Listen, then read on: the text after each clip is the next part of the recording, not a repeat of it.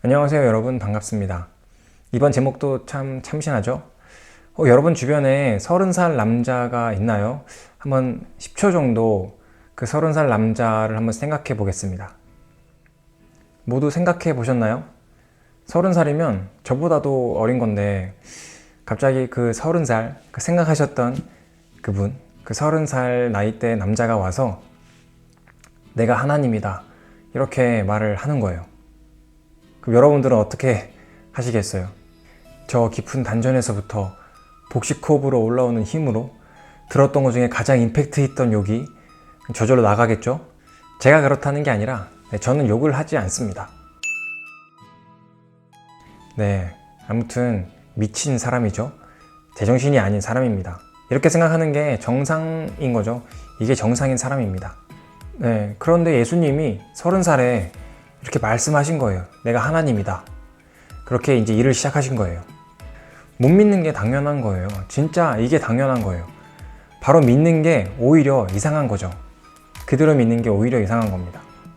30살 남자가 저에게 와서 내가 하나님이다 이렇게 말하면 제가 네 믿습니다 이게 이상한 거라고요. 그런데 그때 사람들은 어떻게 예수님을 하나님으로 믿을 수 있었을까요? 우선 그 당시 사람들은 예수님이 일으키는 많은 기적을 보았습니다. 그렇게 범상치 않은 사람이 자기가 하나님이라고 하니까 그런가 보다 하고 믿게 되었던 거죠. 그렇게 예수님을 하나님으로 믿고 따르고 있었는데 이때 결정적인 사건이 발생하게 됩니다. 예수님이 군병들에게 아무 저항도 없이 잡혀가신 거예요. 그리고 모진 고난을 다 받으시고 십자가에서 돌아가시게 됩니다. 이때 당시 사도 베드로는 예수님이 그 고난을 당하시는 곳까지 찾아는 갔지만 옆에서 물어보는 여종에게 자기는 예수님을 모른다고 저주하면서 3번 부인하는 그런 내용이 나옵니다. 이때 사도 베드로의 마음이 어떤 마음이었는지 생각해보면 그때 예수님을 안다고 고백했으면 자기도 예수님처럼 저렇게 고난을 받고 죽게 될까봐 그것이 두려웠던 것이죠. 그랬던 죽음이 두려워서 예수님을 부인했던 베드로가 결국 어떻게 죽음을 맞이하게 되는지 아시나요? 죄송합니다. 저보다 더 잘 아시겠죠? 베드로는 순교하게 됩니다. 거꾸로 십자가에 못 박혀서 순교하게 되는데요.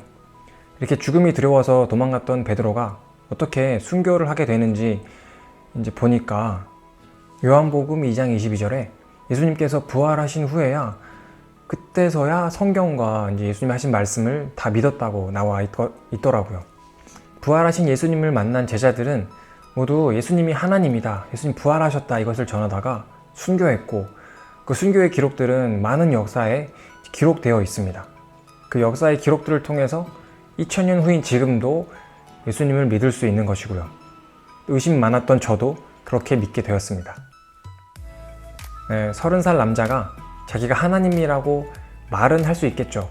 그런데 그것을 증명하신 분은 예수님 한 분밖에 없었습니다. 그 주님을 믿어보시겠습니까? 아직 믿지 않으시는 분이시라면요. 네, 오늘 영상도 도움이 되셨다면 구독과 좋아요 눌러주시고요. 댓글도 많이 달아주세요. 그럼 저는 또 다음 영상으로 찾아오겠습니다. 감사합니다.